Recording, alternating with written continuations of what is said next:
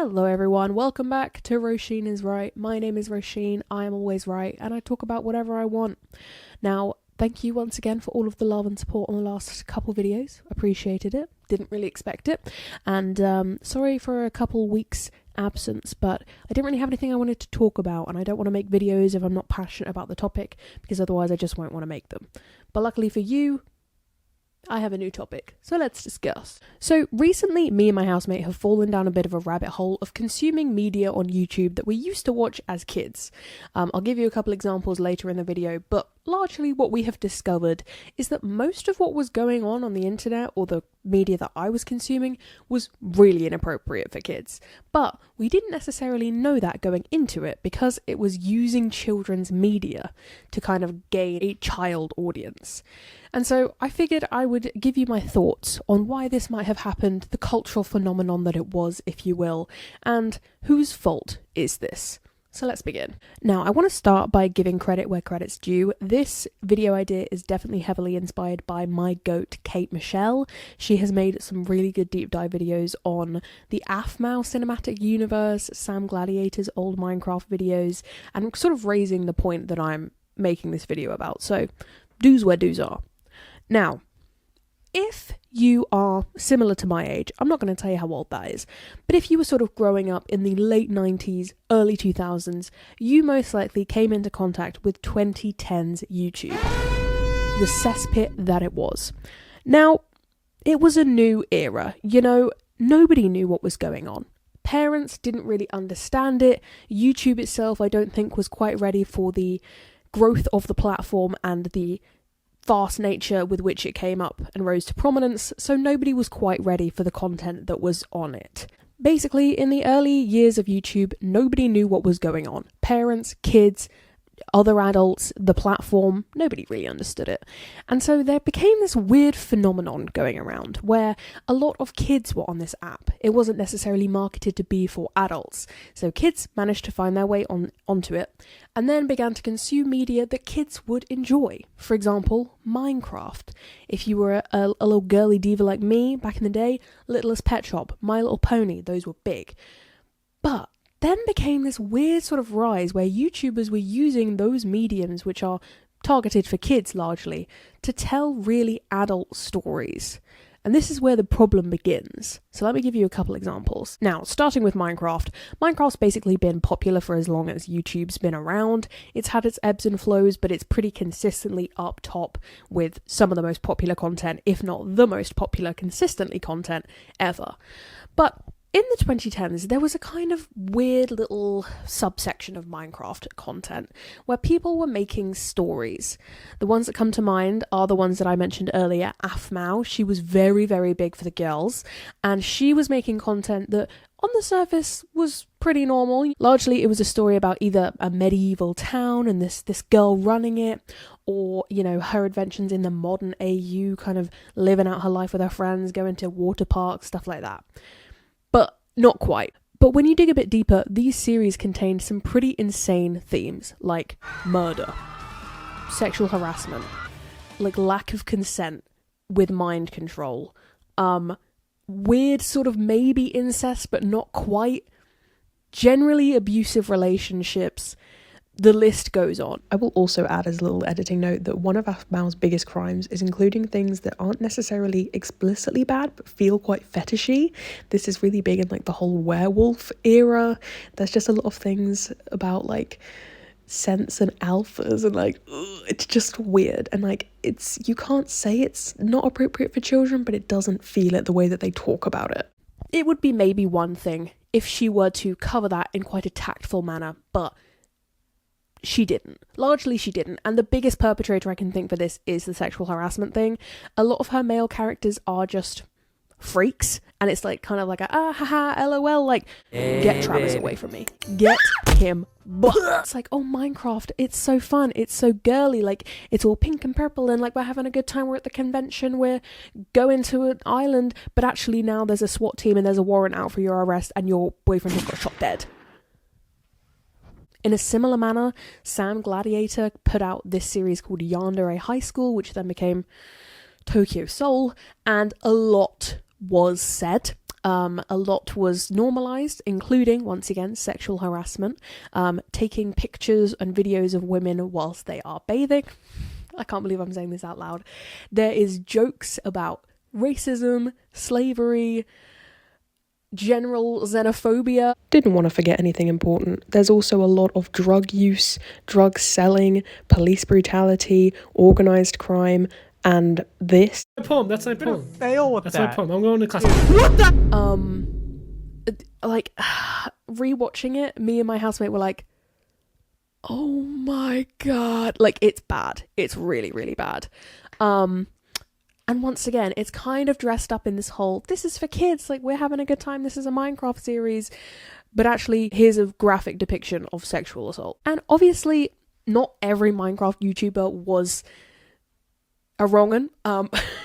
You know, let's make some noise for my goat, Stampy Longhead. You know, like, there were a couple OGs who were good, and still are good. You know, not everybody is a freak. Even the kind of normalization of swearing, like, I remember Skydoes Minecraft was very big in that. I had to hide his videos from my parents because I was like, oh my god, they're gonna see that he's swearing on the internet and I can't watch that. Like, you're making Minecraft videos, you're targeting it clearly to kids, you can see who your audience is, you have your analytics, and you're still choosing to swear. Like, oh god, I'm doing 6-7. Like, it's just a bit suspicious, you know what I mean? And don't get me wrong, it was by no means the worst thing happening in the Minecraft YouTuber space in the 2010s, but it was pretty bad. But they were not the only perpetrators. This kind of extended into other spheres of the internet as well. Now, me on the internet in 2010s, I was very big on my Littlest Pet Shop, My Little Ponies, but even they were not safe from adult themes. One of the things that me and my housemate were recently rewatching was LPS Popular.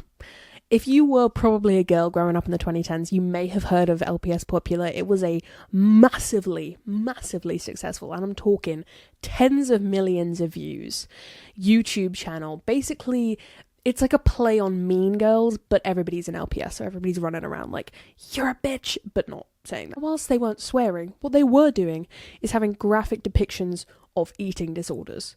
I'm seeing a plastic cat yakking into a toilet.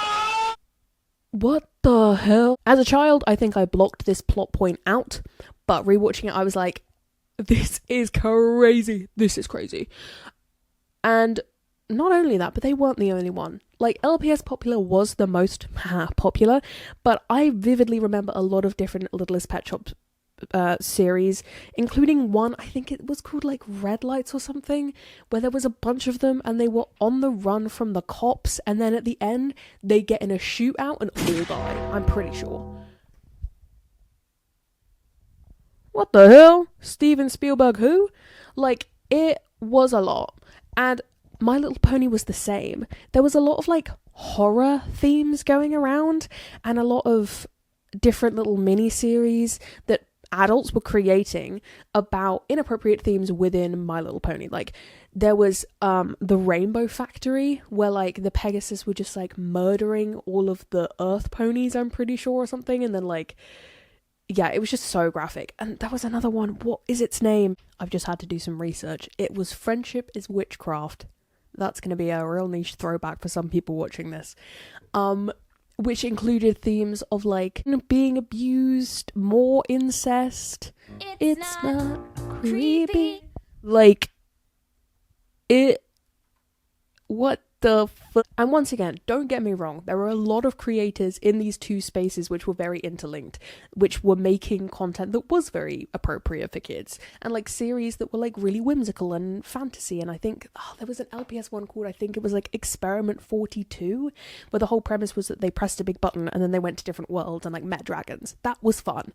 But you never knew when you were clicking on something if it was going to be like that or if it was going to be a cat yakking into a toilet. Well, those were definitely the spheres that I was most exposed to, but there were others that were kind of on my peripheries. There was a lot of video games that I think YouTubers were playing that had quite kid audiences, like Markiplier, Jacksepticeye coming to mind. And, you know, I don't think they necessarily targeted themselves to kids. Like, I think they did swear back in the day, but, you know, you see a man pulling a big face with green hair, you're gonna be like, I want to watch I'm 9, Cocomelon.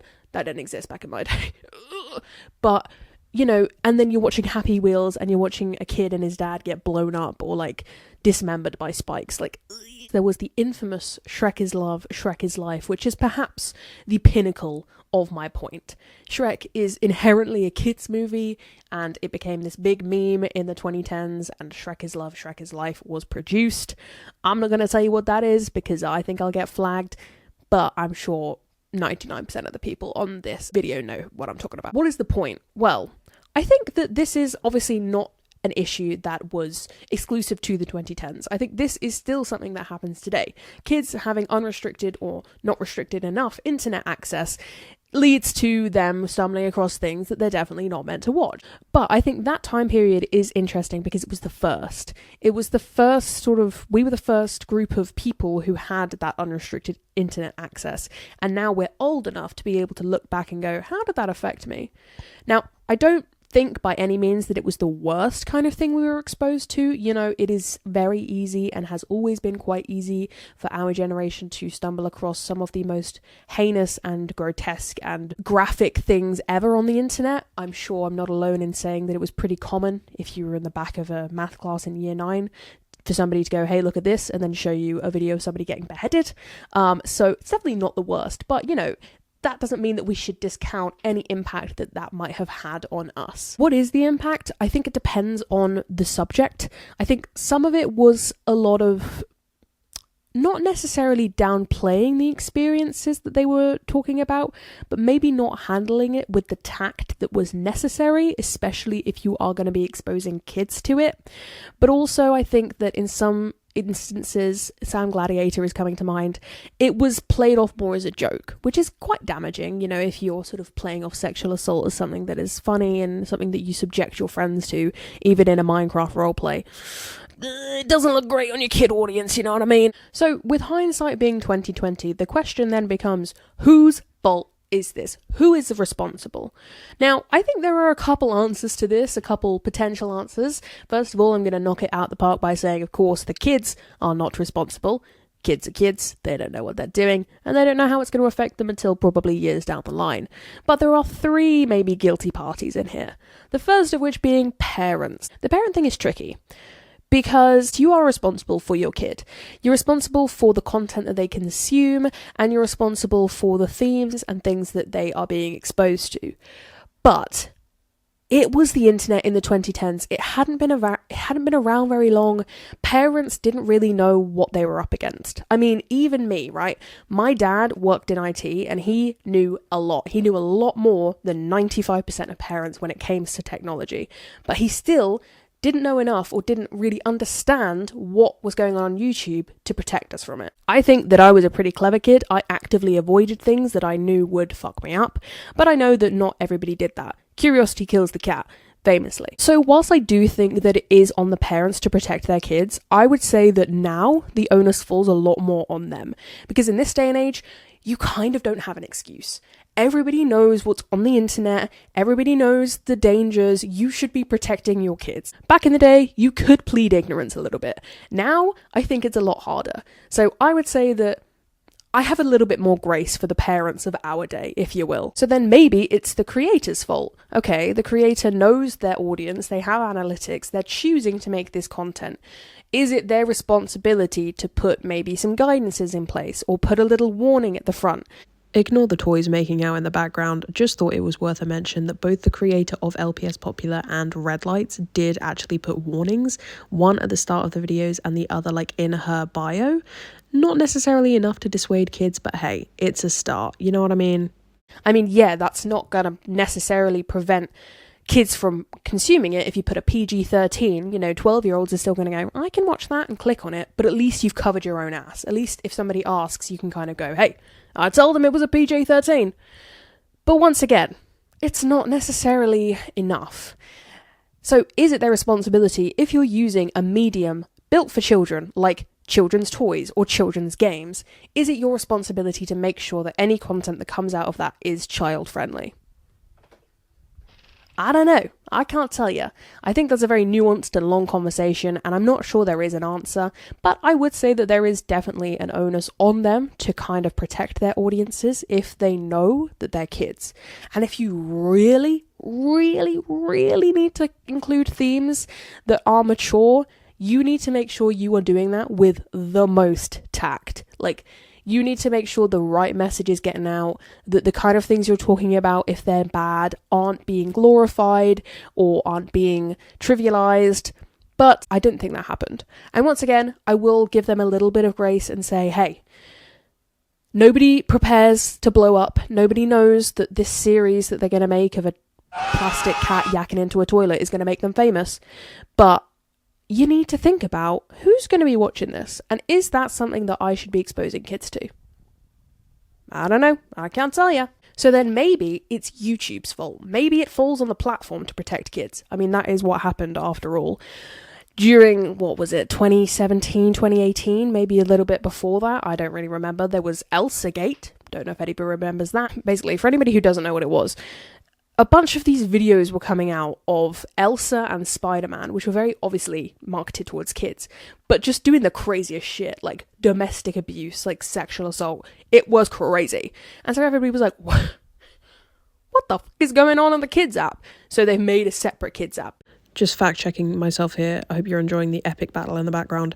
So they didn't make YouTube Kids after Elsagate. Elsagate happened on YouTube Kids, which is arguably worse, and it helped them to tighten up the regulations because they realised that having it be a separate kids app actually wasn't stopping any inappropriate content from being on the website. But even then, there's so many regulations on YouTube Kids that I think a lot of kids end up choosing to hop on over to the adult app. But is that YouTube's fault? Probably not. So have they done enough to protect the kids? No. I think YouTube can always be doing more to protect kids, especially family channels, but that is a different conversation for another day. But was it their fault back in the day? Maybe. I don't know. Once again, YouTube, I don't think they expected to blow up as much as it did. It was absolutely exponentially growing in the 2010s, and you can't put out every single fire all at once. That being said, though, I do think if you're creating an app and it rockets to that level of success, the first thing you need to be thinking about is protecting people. And yeah, they needed to protect the creators with copyright laws and whatnot, but they also need to protect the users, and the most vulnerable of users ever are children. So I think that their first thing out of the gate, once they'd gotten the whole app sorted, should have been protecting kids. But it wasn't. Arguably still isn't. Hey, don't shoot the messenger. That's just my opinion. So, YouTube, I think, could have done a bit better. But I also think the creators could have done a bit better. And I also think the parents could have done a bit better. So maybe the conclusion is it's everybody's fault, except the kids. And except Stampy Longhead. To conclude, it's going to be really interesting a couple years down the line to see how all of the content, especially with AI nowadays, that kids are being exposed to, how that affects them down the line. When Gen Alpha are old enough and capable of saying more than 6-7 skibbity toilet, I think there's going to be an interesting conversation that is to be had, similar to the one we're having now as adults, when we can look back on the 2010s YouTube and go, what the f*** was I watching? But arguably, it will be 100 times worse because of AI and because there's absolutely no limitations currently on what AI can be said or can depict. And horrible, awful things are being depicted in AI, so we need to kill it and get rid of it right now. Okay, bye!